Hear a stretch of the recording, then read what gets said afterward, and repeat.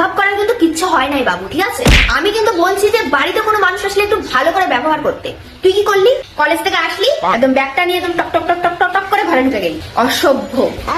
আমি তোদের কতবার বলছি যে বাড়িতে কোনো মানুষ আসলে না ঝগড়াঝগড়ি করতে না। তোরা কালকে মতন ঝগড়া করতেছিস, তুই আমাকে বল। আরে চকলেটের জন্য ওরা তো ভাবতেছিল যে নিখাউকারে মানটা মানে কিচ্ছু খাইতে দেয় না, একটা চকলেট দেখছে আর পাগল হয়ে গেছে দুজনে মিলে।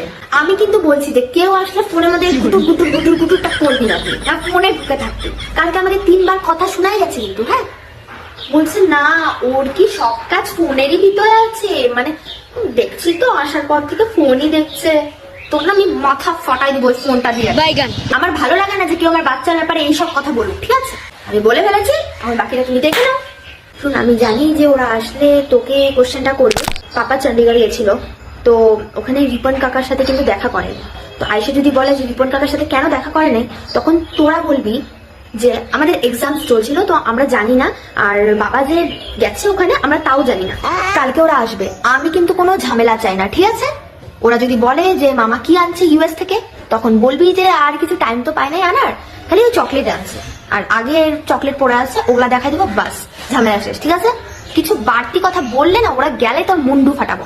না, কোনো দরকার নাই বলার, কোনো দরকার নাই বলার যে তুমি জব পাইছো, ঠিক আছে? উনার 2 ছেলে যে মুম্বাইয়ে 2টা বাড়ি কিনলো, আমাদেরকে একবার জানাইছে? জানায় নাই। কোনো কিছু হয়ে গেলে একদম চিল্লায় চিল্লায় বলা আমার এটা হয়েছে, আমি এটা পাইছি। কেউ এরকম আধিক্যতা করে না, ঠিক আছে? এই কথাটা মাথায় রাখ।